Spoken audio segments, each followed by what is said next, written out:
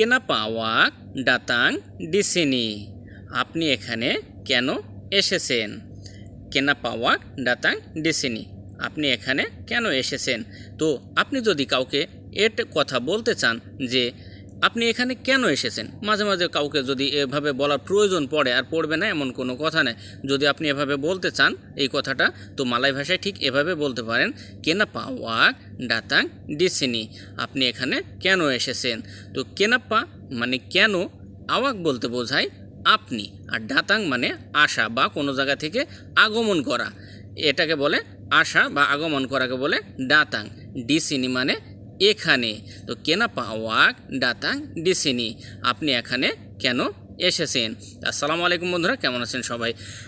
Malaysian ভাষা শিখতে অবশ্যই লাইক কমেন্ট ফলো দিয়ে পেজটির সাথে থাকবেন, এবং যারা ইউটিউব থেকে দেখছেন ইউটিউবের চ্যানেলটি সাবস্ক্রাইব করে সাথে থাকবেন।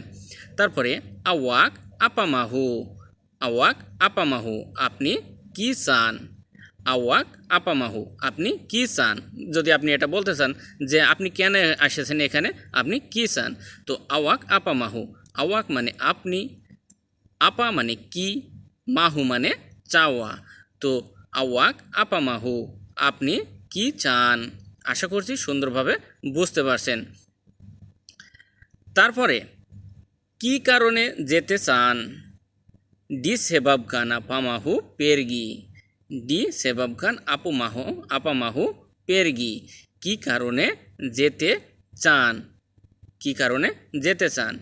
এখানে দেখুন disebabkan মানে কারণে।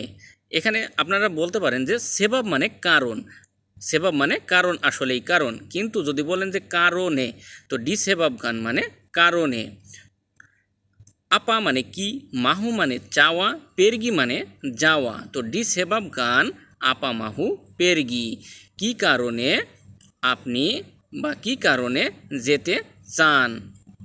sebabkan apa কারণে কি, মাহু পেরগি চান যেতে। আমাকে বলতে পারেন, বলে বেরিতাহু ছায়া, বলে বেরিতাহু ছায়া, আমাকে বলতে পারেন বা বলতে পারেন আমাকে। তে বলে মানে পারা, বেরিতাহু মানে বলা বা কথা বলা, ছায়া মানে আমাকে।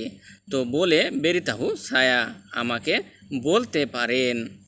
এভাবে যদি ছোট ছোট বাক্যে এমনভাবে সুন্দরভাবে আপনারা বুঝে নিতে পারেন, তাহলে আমি বিশ্বাস করি আপনাদের ভাষা শিখতে কোনো সমস্যা হবে না। আর যদি এভাবে শিখতে চান অবশ্যই চ্যানেলটি সাবস্ক্রাইব করে পাশের বেল আইকনটি বাজিয়ে রাখবেন। প্রতিনিয়ত এমন ভিডিও আপনাদের উপহার দেওয়ার চেষ্টা করব, এবং আপনারা সুন্দরভাবে ধৈর্য ধরে একটু শেখার চেষ্টা করবেন, আপনারা অতি জলদি ভাষাগুলো শিখে নিতে পারবেন ইনশাআল্লাহ। তো ভালো থাকবেন, সুস্থ থাকবেন, দোয়া করবেন আমার জন্য। আজ এ পর্যন্তই, আল্লাহ হাফেজ। আর আমি প্রত্যেকটা শব্দের অর্থসহ বাক্যগুলো ছোট ছোট ভেঙে আপনাদের বুঝিয়ে দেওয়ার চেষ্টা করছি, খুব সুন্দরভাবে নরমভাবে, যাতে আপনাদের বুঝতে সুবিধা হয়। তো ভালো থাকবেন, সুস্থ থাকবেন, দোয়া করবেন আমার জন্য। আল্লাহ হাফেজ।